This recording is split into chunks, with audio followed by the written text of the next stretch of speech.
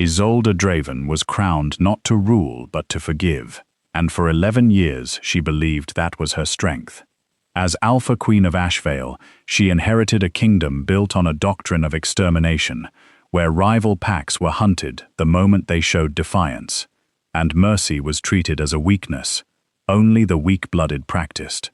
Isolde broke that doctrine the night she chose to spare the Emberfall pack instead of erasing them, believing that a queen who ruled through compassion rather than fear would leave behind a kingdom that no longer devoured itself. That single act of mercy became the defining legend of her reign. It also became the perfect weapon in the hand of someone she trusted completely.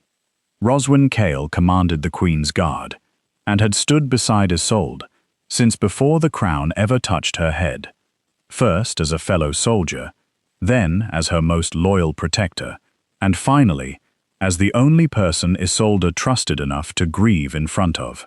Rhoswen was the one who found her on the night the world ended, the night rebels supposedly stormed the Winter Palace and slaughtered King Cassian and their 2 children on the steps of the throne room, while Isolde was dragged away, just far enough to survive and see it happen. Rhoswen arrived seconds later, blade already drawn, already bloodied, already the hero who had cut down the last of the killers before they could finish her. Isolde never questioned it. She had no reason to. Rhoswen wept with her that night, and grief has no talent for suspicion. What Isolde never learned was that the uprising was never a rebellion at all. It was Rhoswen's design, from its first breath, built over months, funded quietly, and blamed with surgical precision on the Emberfall pack, a clan with just enough history of defiance to make the accusation believable, and just enough restraint to never have actually done it. Rhoswen orchestrated the massacre of the royal family because Cassian had begun to suspect her, had begun asking questions about missing funds and unexplained loyalties that traced back to her, and because a queen alone, broken and dependent on her closest protector, was infinitely easier to shape than a king who saw clearly. The children were never meant to survive that night. Neither was Isolde, until Rhoswen understood that a grieving queen, who owed her life to her savior, was worth more than a dead one. It was Rhoswen, in the raw days after the massacre, who first suggested mercy toward Emberfall, framing it as evidence of Isolde's moral superiority over the kingdom that raised her, a way to make the tragedy mean something. She knew that if Isolde chose forgiveness over vengeance, the true culprit would never be sought, because the world would already have its villain, publicly punished, quietly true only in the story Rhoswen had built. Isolde's mercy was never her own idea. It was planted, tended, and harvested by the one person standing close enough to benefit from her broken heart. For 11 years the arrangement held. Isolde ruled with a compassion the kingdom slowly came to respect, softening old hatreds between packs, dismantling the extermination laws her ancestors had written in blood, and becoming, in the eyes of her people, a queen who had turned personal devastation into something resembling grace.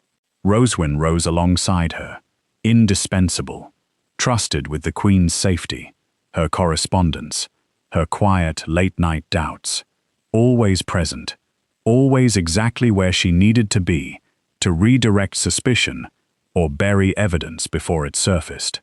She became, in every way that mattered to Isolde, family.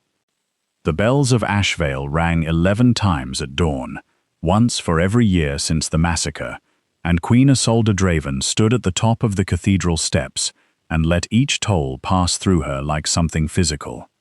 The court called it the Mercy Ceremony now, a name she had never chosen and could not bring herself to correct. Below her, the square filled with nobles in crimson and gold, with guards in polished mail, with ordinary people who had grown up believing their queen's compassion had saved the kingdom from tearing itself apart. They did not know what it had cost her to keep believing that herself. She wore the deep burgundy gown she wore every year for this, velvet heavy with gold thread at the sleeves, The crown settled against hair she had pinned back with more care than usual, as if precision in small things could stand in for control over the larger ones. Her hand found the locket at her throat before she realized she had reached for it, thumb pressing the cool gold the way it always did when the crowd's attention became too much to hold without an anchor. Rhoswen Kael stood one step below her, as she always did, black leather armor catching the early light, the dagger at her hip, the same one she had carried since the night everything ended. It was not ceremonial. Isolde had asked her once, years ago, why she still wore that blade to public events, when a dozen finer weapons hung in the armory, bearing the royal crest. And Rhoswen had only said that a blade that had already done its worst work was the only one she trusted never to fail her again. Isolde had found the answer strange at the time. She had also found it comforting, the way soldiers sometimes made peace with their scars by keeping them visible. She had never once imagined the blade's worst work was the reason she needed comfort from it at all. The high priest spoke the names. Cassian, then the names of their children, small and specific, in a way that never stopped undoing her, no matter how many years passed between hearings.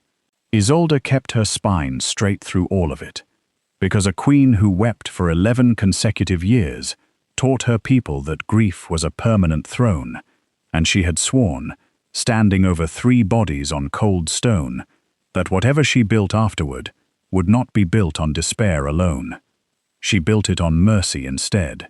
She had told herself for over a decade that mercy was the truest thing to survive that night. When the ceremony ended and the square began to empty, Rhoswen fell into step beside her on the walk back through the palace corridors, close enough that their shoulders nearly touched, a closeness earned through years of exactly this kind of quiet company, after exactly this kind of public performance. No one else was permitted to walk this corridor with the queen unannounced. Rhoswen had earned that privilege the night she carried Isolde away from what remained of her family, and she had never relinquished it since. "You did well," Rhoswen said, low enough that only Isolde could hear it. "You always do well on this day, and I know what it costs you every single time." Isolde did not answer immediately. She was thinking, as she often did on this particular morning, of the strange mercy she had extended 11 years ago, when the council had demanded the immediate extermination of the Emberfall pack, for what the reports called an act of rebellion so brutal it could only be answered with total erasure. She remembered standing in this same palace, hollowed out by grief, and choosing instead to spare them, not because she believed they deserved forgiveness, but because she could not bear to become a queen who answered slaughter with more slaughter. It was the only decision from that entire year she still felt certain of. "I keep thinking," Isolde said finally, "that sparing Emberfall was the one thing I did right in all of it. That if nothing else survives of how I ruled, that mercy will." Rhoswen's jaw tightened, almost imperceptibly, a flicker gone before Isolde could name it as anything more than fatigue. "It survives," Rhoswen said. "It will always survive. You made certain of that." They walked on in silence after that, past the stained glass windows where morning light fell in fractured red and gold across the stone floor, and Isolde did not notice how carefully Rhoswen matched her pace, or how her hand rested, briefly, against the hilt of the dagger at her side, the way it always did when the anniversary forced her back into a room she had spent 11 years trying to control from every possible angle.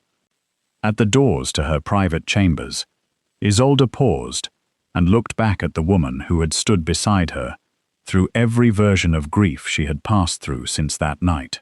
"Whatever I am now," she said quietly, "I became it because you never let me fall completely." Rhoswen's expression did not change, though something behind her eyes moved like a held breath finally released. "That is the only thing I have ever wanted," Rhoswen answered, and for once, it was entirely true. Isolde did not see the way her hand tightened around the dagger's hilt before she turned to take up her post outside the door, the same post she had kept, unbroken, for 11 years. The message arrived 3 days after the ceremony, carried not through official channels, but by a girl barely out of childhood, who had walked 2 days from the eastern border to reach the palace gates, and refused to leave until someone with authority agreed to hear her. The guards nearly turned her away twice before word of her insistence reached Isolde directly, and something in the report, some small detail about the girl's desperation, made the queen order her brought in rather than dismissed. Her name was Tamsin Vale, and she knelt in the middle of the throne room floor, with dust still clinging to her boots, close enough to where the blood had once pooled that Isolde had to force herself not to look down and remember. Tamsin did not know that. She only knew she had come a long way to say something that might get her killed for saying it. "My grandfather is dying," Tamsin said, her voice steady despite the tremor in her hands. "He was elder of Emberfall the night everyone says we slaughtered your family. He has carried something for 11 years he was too afraid to speak, because he believed no one would listen to a dying man from a pack already condemned in every story ever told about that night. He wanted you to know, before the end, that we did not do it, that we could never have done it, that he has proof, if anyone still cared to look."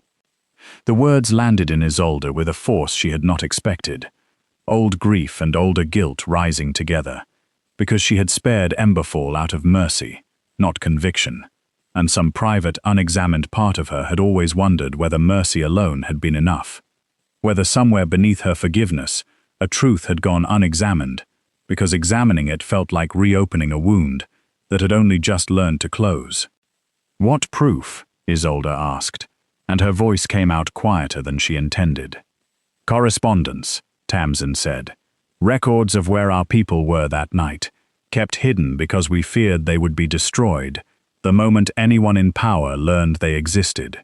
My grandfather kept them buried beneath our council hall for 11 years, waiting for a moment he no longer believed would come.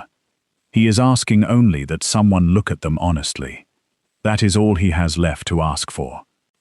Isolde studied the girl in front of her, so young to be carrying the weight of a decade of silence, and felt something shift inside her that she had not felt since the earliest days after the massacre, when everything about the world had still seemed capable of being understood if she only looked hard enough. She thought of the mercy she had shown Emberfall and the quiet pride she had always taken in it, and wondered, for the first time in 11 years, whether pride had ever been the right response to a decision she had never fully investigated. "I will look at them myself," Isolde said, "personally. No counsel, no filtered reports. Bring what your grandfather kept, and I will see it before anyone else does." When Tamsin had gone, escorted to guest quarters by a steward under strict instruction to treat her as an honored guest rather than a suspect, Isolde remained in the throne room alone, save for Rhoswen standing at her usual post near the doors. "I want the original guard reports from that night," Isolde said without turning around. "Every one, not the summaries the council compiled afterward.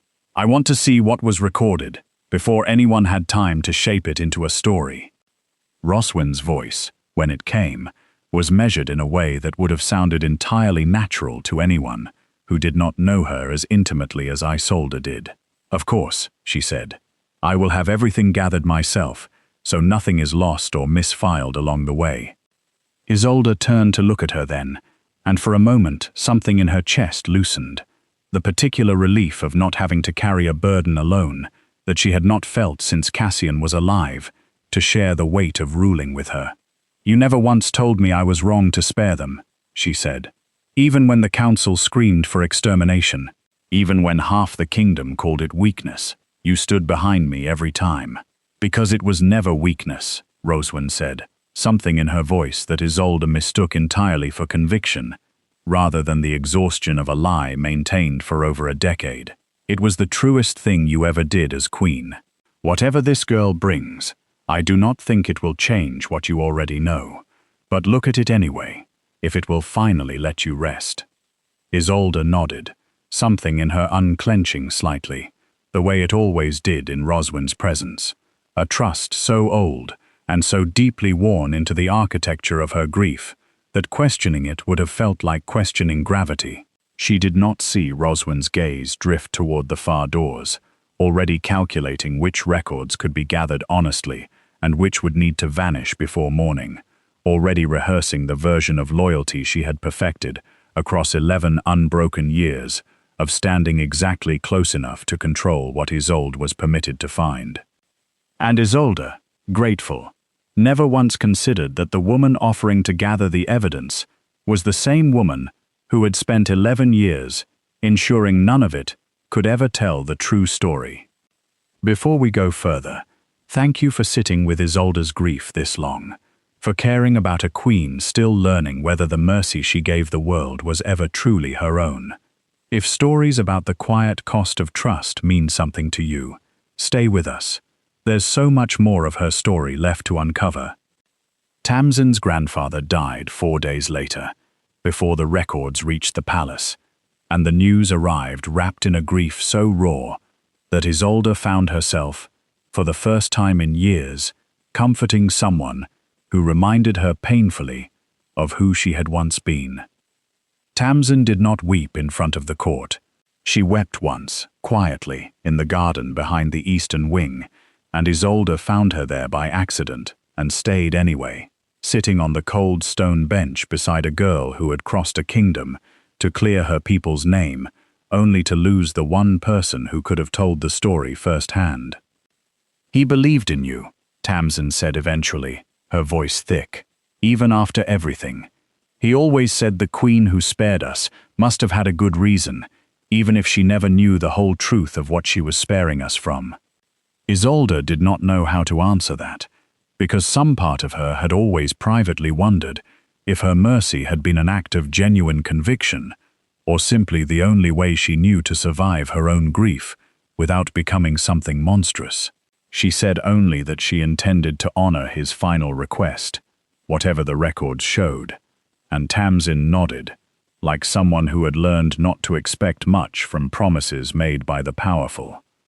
The records arrived 2 days after that, delivered by Rhoswen herself in a locked case that she placed on the council table, with the particular efficiency she brought to every task Isolde asked of her. "I went through them first," Rhoswen said, "to organize them so you would not have to sort through 11 years of clutter before finding anything useful. I have flagged what seemed most relevant." Isolde spent that evening alone with the documents, candlelight pooling across guard rosters and supply logs, and the fragmented testimonies gathered in the chaotic days after the massacre, and slowly, carefully, she began to notice things that unsettled her in ways she could not immediately name. A guard's report placed Emberfall scouts nowhere near the Winter Palace that night, only for a second version of the same report, filed a week later, to place them exactly at the scene. Payment records for informants she did not recognize, dated suspiciously close to the massacre, with names too vague to trace to any living person. None of it pointed clearly at anyone. All of it pointed away from the story she had believed for 11 years.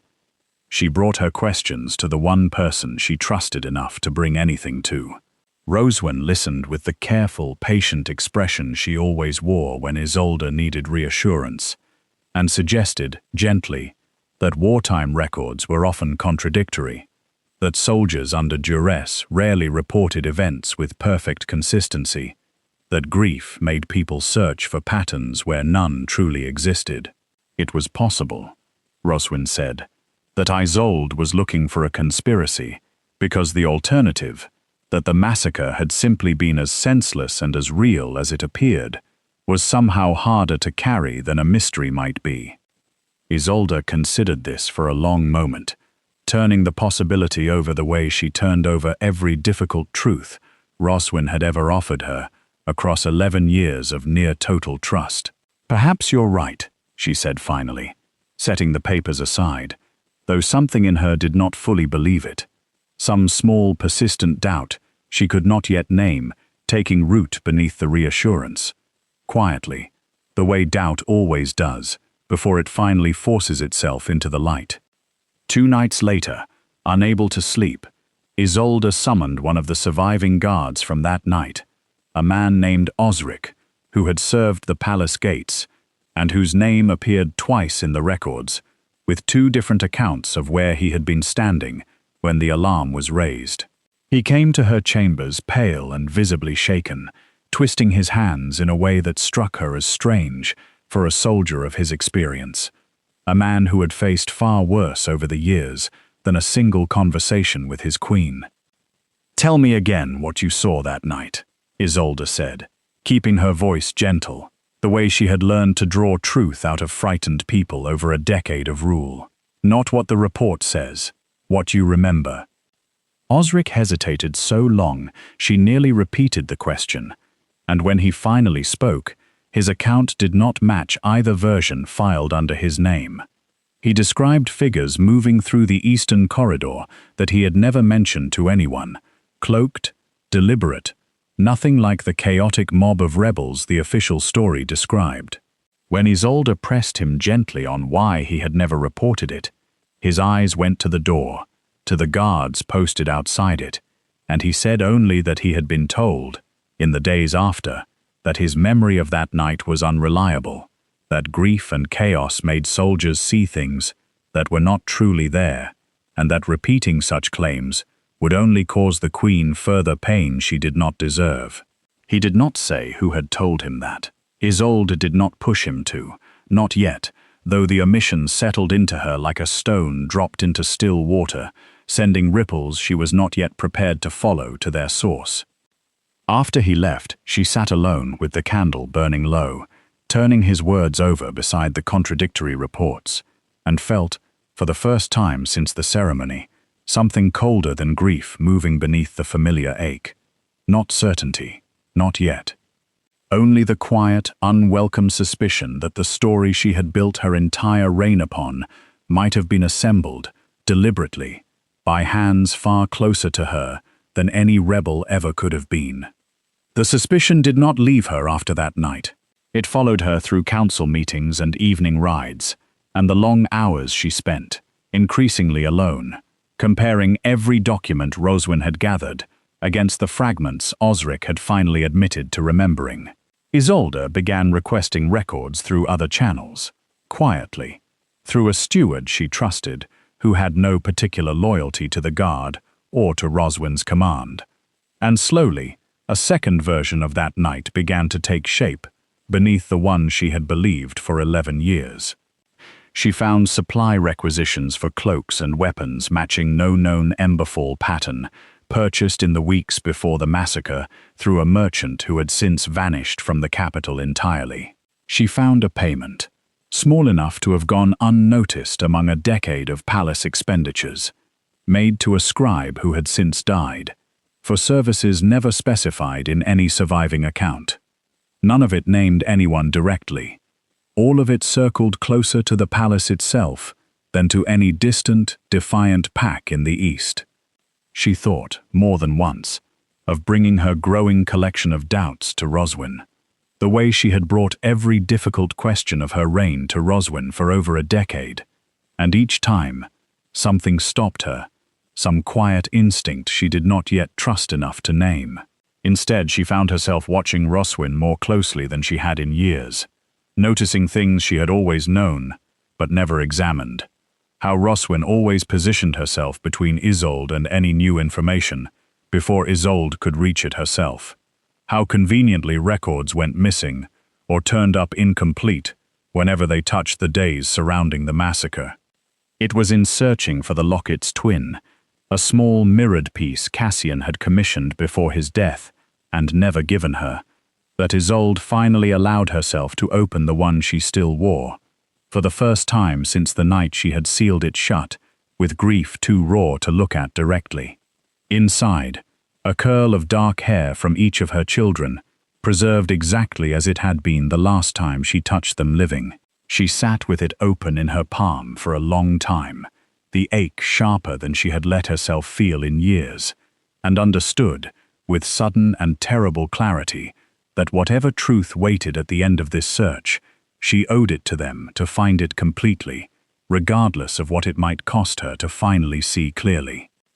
That same evening, reviewing the merchant ledgers one final time before returning them, she noticed a detail she had passed over twice before. A shipping manifest bearing a seal she recognized instantly, not from any merchant house, but from the private correspondence of the Queen's Guard itself.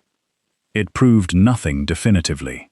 It was, on its own, easily explained away as routine palace business.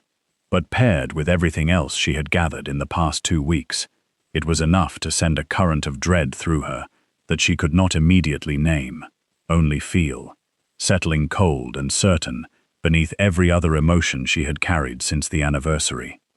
She did not sleep that night. She sat instead with the locket open beside the ledger, staring at the seal until the candle burned down to nothing, and told herself, again and again, that there had to be an explanation that did not lead where every instinct she possessed was quietly, insistently, beginning to point. The next morning she summoned Tamsin, not to the throne room this time, but to the small private study, where she rarely admitted anyone at all, and for the first time spoke plainly about the doubts that had been gathering since the guard's fractured testimony. Tamsin listened without interrupting, her hands folded tightly in her lap, and when Isolde finished, she said quietly that her grandfather had always believed the true story was closer to the palace than anyone dared imagine, though he had never lived to name who he suspected, only that the pattern of blame had formed too quickly, too conveniently, in the days right after the massacre for it to have been anything but deliberate. Did he ever say why he thought that? Isolde asked, and Tamsin shook her head slowly. Only that whoever benefited most from Emberfall's punishment was never Emberfall's enemy to begin with, she said. He used to say that real enemies want you dead. Only someone protecting themselves wants you blamed and left alive to carry the shame of it forever. The words settled into Isolde with a weight she could not immediately place, some old, uneasy shape assembling itself just beyond the edge of conscious thought. She thanked Tamsin and sent her back to her quarters with a promise that the investigation would continue in earnest, and once alone again, found herself turning the girl's words over and over, searching for the outline of a truth her mind kept circling without quite allowing her to land on it directly, the way a wound sometimes announces itself only in the moment just before the pain becomes impossible to ignore. The opportunity came without her seeking it. Rhoswen had been called away to inspect the eastern garrison, a routine matter that would keep her from the palace for 2 full days, and Isolde found herself, on the first of those evenings, standing outside Rhoswen's private quarters with a request that had nothing to do with the massacre at all. A missing requisition form, something trivial, something she could have waited to ask about, except that some restless part of her wanted to see the room where her most trusted protector kept the small, ordinary evidence of an entire life spent in service to the crown. The quarters were exactly as spare as she remembered from the rare occasions she had visited before. Dark wood, minimal decoration, everything arranged with a precision that had always struck Isolde as evidence of discipline rather than anything worth questioning. She found the requisition form easily enough, tucked into an ordinary drawer among other ordinary papers, and would have left it there, would have taken what she came for and gone, if her eye had not caught on a locked chest pushed beneath the writing desk, half hidden by shadow, secured with a lock far finer than anything else in the room. She told herself, even as she knelt beside it, that she was not searching for anything in particular, that curiosity alone had drawn her hand toward the small key she found taped beneath the desk's edge, an oversight so unlike Rhoswen that some part of Isolde already understood, before the lock even clicked open, that she was about to learn something that could not be unlearned. The ledger sat alone inside, bound in plain leather, unmarked, and Isolde opened it with hands that had gone strangely steady, the particular calm that sometimes arrives just before devastation, as though the body understands what is coming, before the mind allows itself to. Page after page of payments, dates, names she recognized from the merchant records, and the vanished scribe, and the shipping manifest bearing the guard's private seal, all of it converging now into a single unbroken thread that led everywhere except toward Emberfall. A schedule, precise to the day, matching the massacre exactly. Instructions, in Rhoswen's own unmistakable hand, for the framing of a pack that had never raised a blade against the crown. Isolde did not cry out. She sat on the cold floor of the room, belonging to the only person she had trusted completely for 11 years, and turned each page slowly, methodically, as though careful reading might somehow soften what the words refused to soften on their own. Near the back, folded separately from the rest, she found a single page that ended her searching entirely. A final account, dated the night of the massacre itself, describing not a rebellion suppressed, but a family delivered, in Rhoswen's own words, into exactly the ending she had designed for them. She thought of Cassian's last months, his growing unease, questions he had begun asking about missing funds that Isolde had never fully understood at the time, dismissed then as the ordinary paranoia of a king carrying too much weight. She understood now, with a clarity that arrived like physical pain, that he had been asking the right questions all along, and that someone had made certain he would never live to finish asking them. The locket at her throat felt suddenly unbearable, its weight pressing against her collarbone like something newly sharpened, and Isolde closed the ledger, replaced it exactly as she had found it, locked the chest, and returned the key to its hiding place beneath the desk, moving through each motion with a steadiness she did not feel. She walked back through the corridors she had walked 1,000 times beside Rhoswen, past the stained glass now dark with evening, past the throne room doors standing closed and silent over the very floor where it had all begun, and found she could not summon rage yet, only a hollow, disbelieving grief layered over the older grief she had carried for 11 years, as though the ground beneath her most fundamental understanding of her own life had simply, quietly, given way. She thought of every anniversary Rhoswen had stood beside her through, every late night, every moment of comfort offered in the exact, careful measure needed to keep Isolde steady and grateful and utterly unsuspecting, and could not yet decide whether any of it had been real, or whether even Rhoswen's grief that first terrible night had been its own kind of performance, rehearsed as carefully as everything that followed. In her private chambers, alone at last, Isolde allowed herself, for the first time in 11 years, to weep not for Cassian and her children directly, though the fresh weight of losing them all over again ran beneath everything, but for the version of herself who had spent a decade believing her greatest strength had been chosen freely, when in truth it had been built, plank by careful plank, by the very hands that ended everything she had once had to protect. When the tears finally slowed, something harder settled into their place, a resolve she did not yet fully understand the shape of, only that whatever mercy she extended next would be hers alone this time, chosen with clear eyes, answerable to no one's careful design but her own. Rhoswen returned from the eastern garrison 2 days later, exactly on schedule, and found the Queen waiting for her in the throne room, alone, standing precisely where she had stood the night everything ended. Something in Isolde's stillness must have warned her immediately. Some shift too subtle to name, but unmistakable to a woman who had studied every version of Isolde's grief for over a decade, because Rhoswen stopped several paces short of her usual place at the Queen's side and did not move closer. "You went into my quarters," Rhoswen said. It was not a question. "I found the ledger," Isolde answered, and the words landed between them with a finality that made further pretense pointless. "I read every page, Rhoswen. I know what you did to Cassian, to my children, to me." For a long moment neither of them spoke. Then Rhoswen's shoulders lowered, not in surrender but in something closer to relief, the particular exhaustion of a lie, finally permitted to end. She did not deny it. She did not reach for the dagger at her hip, though her hand drifted toward it once, briefly, before falling still. Cassian was going to destroy me, Rhoswen said finally. He had found the funding trail. He was going to expose me before the full council within the month, and I had given everything to this crown. Everything, since before either of you ever wore one. I did not plan for it to become what it became. I only meant to silence him.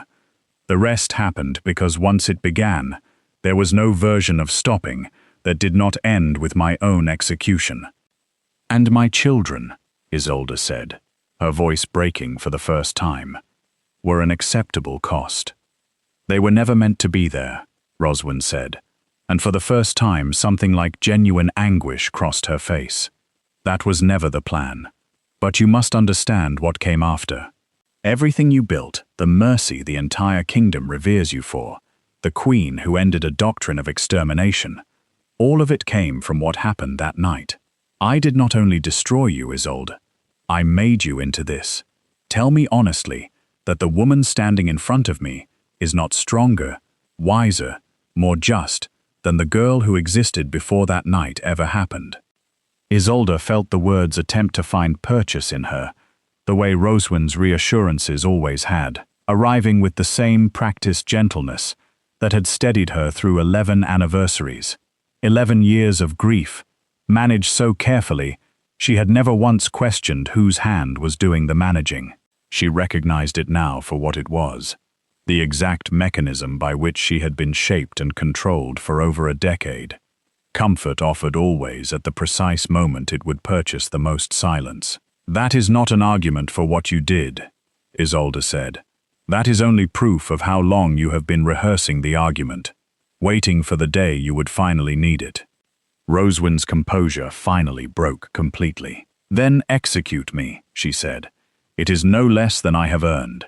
But know that whatever mercy you extend from this moment forward, it will be the last true thing that remains untouched by anything I built.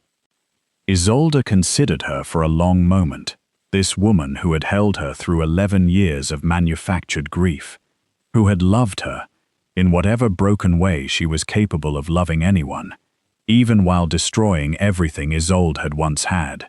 I will not execute you, Isolde said finally. Death would be a mercy, and I no longer believe you have earned one from me. You will live, stripped of rank, of protection, of purpose, inside the wreckage you built for both of us, and you will watch me become exactly the queen you claim to have made. Except now, I will have made her myself. She turned from Rhoswen without waiting for a response, guards already moving to escort the former commander from the throne room, past the same stained glass, the same crimson banners, the same cold stone where her family had once lain. Rhoswen did not resist. She only watched Isolde's back as she walked away, and for the briefest moment something crossed her face that might have been grief, or might have simply been the recognition that the only person who had ever truly seen her, in all her ruin, was choosing at last not to look back. Isolde did not look back, because for the first time in 11 years, she understood precisely what her own mercy was worth, and precisely whose hands had shaped it, and precisely how completely those hands had finally lost their hold on her. The formal exoneration of Emberfall took place a month later, in the same throne room, though this time the crimson banners were joined by the earth-toned colors of a pack that had waited 11 years to stand in that space as something other than the accused. Tamsin stood at the front of her people, her grandfather's absence a quiet ache beneath the ceremony, and Isolde spoke his name aloud before the full court, acknowledging what his silence had cost him, and what his final courage had finally corrected. There is no version of this that returns what was taken from either of us, Isolde told her afterward, in the quiet of the garden where they had once sat together in grief. But I want Emberfall to have what should have always been yours, standing here without fear, without suspicion, without a story that was never true. Tamsin accepted the Queen's hand, and something in the gesture felt less like formal reconciliation and more like the beginning of an alliance neither of them had expected to need. Isolde thought often, in the weeks that followed, of the mercy she had once believed was the truest thing to survive that terrible night, and understood now that it had never truly belonged to her until this moment, chosen with clear eyes, answerable only to what she now knew, rather than what she had been carefully led to believe.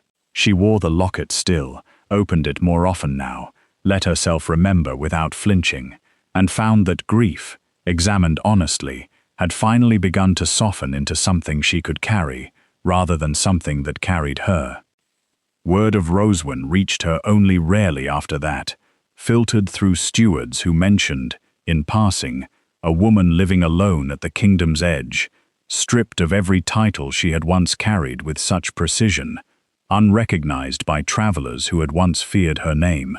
Isolde felt, when she allowed herself to think of it at all, not triumph, but something quieter, closer to the particular piece of a wound finally permitted to close on its own terms, rather than someone else's. She rebuilt the Queen's Guard slowly, choosing each new commander herself, trusting more carefully this time, not less, understanding now that real trust required seeing clearly, rather than simply feeling safe. By winter, Emberfall's colors hung permanently in the Great Hall, beside Ashvale's crimson and gold, no longer symbols of old suspicion, but of a peace deliberately chosen, rather than accidentally inherited.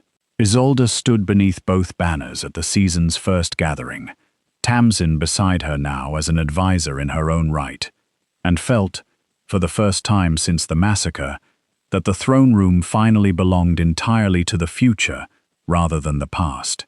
If you were Isolde, standing in that throne room, would you have executed Rhoswen, or was living with what she'd lost, the crueler sentence? Tell me your answer in the comments. I read every one. If this story pulled something out of you, hit like, subscribe, and I'll see you in the next one.